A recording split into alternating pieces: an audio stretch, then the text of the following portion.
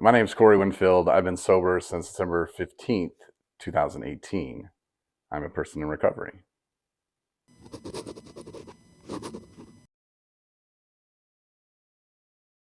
How did I end up in recovery this round? Most people call it a nudge from the judge. I had to do some jail time. I was driving intoxicated. I don't remember driving intoxicated. It was one of those moments that you thought never was going to happen to you, and here it is happening to me.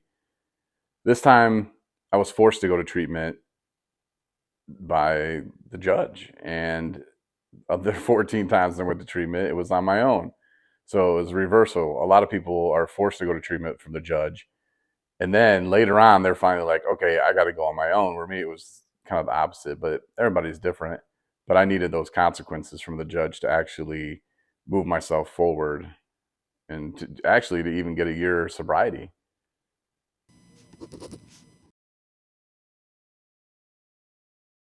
I started drinking when I was 12. I mean, there were times where I was probably 7 or 8 around New Year's when I'd grab my uncle's beer or something and take a drink, and oh, that was gross. But the first time where I took a drink and I thought, ooh, hey, I like this. This is cool. I was 12.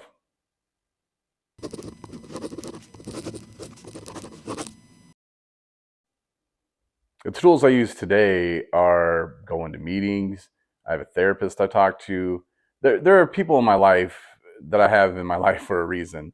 And whether they know it or not, I'm using them. And I use them for what I need as far as my sobriety, meaning I talk to my wife about things. I talk to my therapist about things. I talk to Tyrone. I talk to Justin. I talk to my mom. I talk to my dad. I use those people for what I need to get off my chest.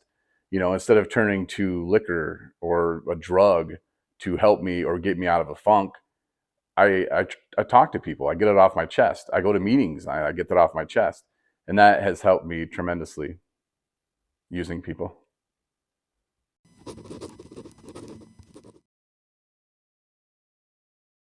My life has changed in so many different ways that I couldn't even imagine. And when I started going to meetings back in the day, people would read the promises. And I just thought, man, no way in hell that's happening to me. And now I'm on the other side of it where I don't know what's going to happen tomorrow. I don't know what's going to happen next week. But as long as I don't pick up and use or drink, it's going to be fine. And the doors that open for you in life, when you actually have people around you that have doors that open, it's amazing. Like I couldn't even begin to tell you the wonderful things that are going to happen to me in 2 months or 2 years. I'd love to give you a 5-year plan, but I'd make it not cool enough. In reality, in 5 years, my God, God is good. Let's just say that.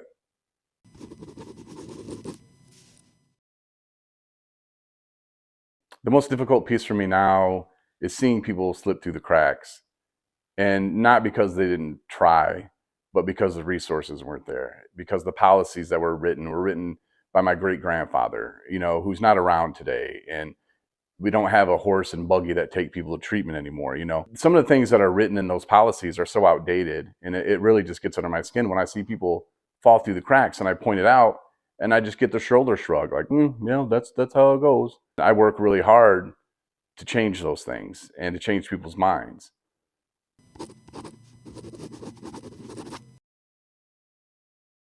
217 recovery was started pretty much the day after I got out of treatment.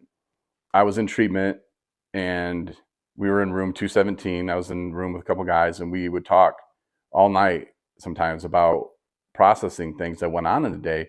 We had heard all this before. The guys in that room with me, Rob and Matt, we've been to treatment so many times. Like, we've heard it all. And to actually go back to your room and process it, it opened the door. And when I walked into treatment last time too, I had an option to sit there and be the guy who was like, oh man, I'm in treatment again. This sucks. Or I could go in and say, I'm going to have fun. And I did. And I'm trying to, with 217 recovery, show people that you can have fun in recovery. We don't all have to be gloomy. And life is so great. And once you hit that stride, get some sobriety into your belt, you'll feel that. And you will have fun again. And you'll realize that you never had fun before. So 217 recovery was formed, And we started a podcast. With my background in radio, it's something that I really needed. People have been telling me to start a podcast for a while since I left radio, but I didn't have anything to talk about. I tried doing a podcast, like I would do my show, and it was just horrible. I deleted it. It was bad. But when I was in treatment, it was brought to my attention that I should start a podcast about my recovery. And I was afraid at first that people would judge me. And when I started it, it was the opposite. I felt so free. I wasn't hiding anymore. You know, I was putting it out on Front Street. Yeah, my name's Corey Winfield. I'm in recovery. How's it going? You know, it was none of this, oh, maybe I drink. Oh, maybe I don't.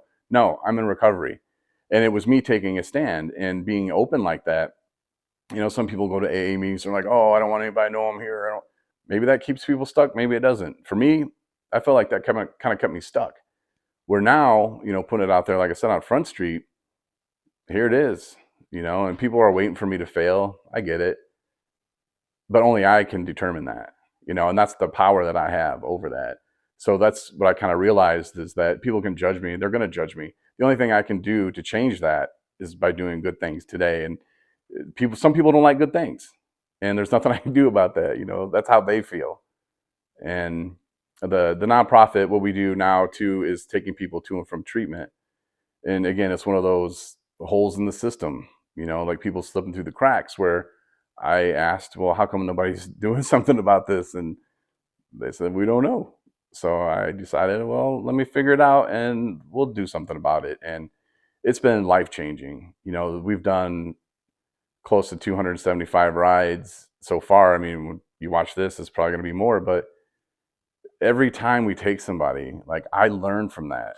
And just looking in the back seat thinking, I don't want to ever be back there again. And then sharing my experience with people, it's funny how we're all different. Some of us have different drugs of choice, but our stories are all so similar, you know, the things that we go through and the people that we hurt in our lives. And yeah, some people have more than others as far as like support and family. Some people don't have anything, you know, but just to be there with somebody, and I know exactly the feelings that they're going through, and they can look in the front seat and go, wow, if that guy did it, maybe I can too. It makes a world of difference when someone goes to or from treatment.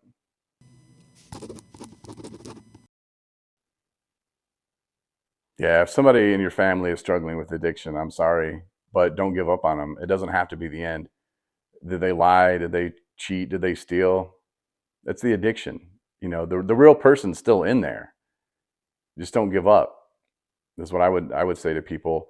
Sometimes, if you watch the movie Lord of the Rings, there's that little Gollum character. Oh, my precious.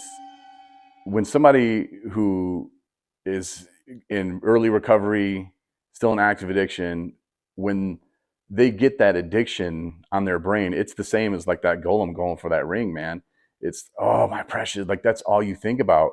And if you watch the movie, Golem does some pretty horrible things to people that 1 minute ago he was saying, hey, you're my buddy, I like you. So don't put it all on the person, especially if they are, you know, drinking or using. That's not really them. You know, don't give up on them. Offer them help. It takes what it takes. I almost died. My liver shut down. My kidneys stopped, and I still drank after that. Most people would say, "Whoa, why would you do that?" That's how addiction works. It takes over your brain, and it makes it the most important thing ever. You know, do you ever hear a story of somebody making meth and their baby's in the room with them? You ask them a year or 2 weeks before they started using, would you ever do that? They would say, no, absolutely not. But when the addiction takes over your brain, it takes over your soul.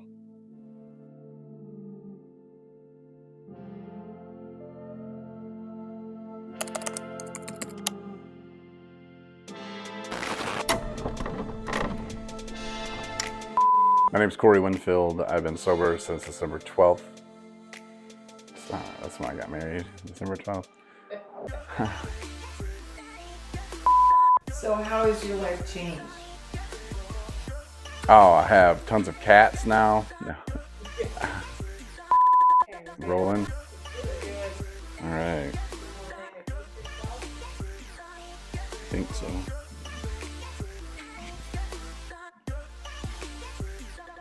My name's Corey Winfield, and I've been sober since 12. It's hard. I'd love to give you a 5-year plan, but I'd make it not cool enough.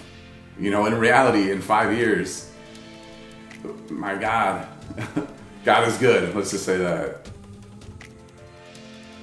Do you have any thoughts or recommendations for families who have a person who's struggling with addiction?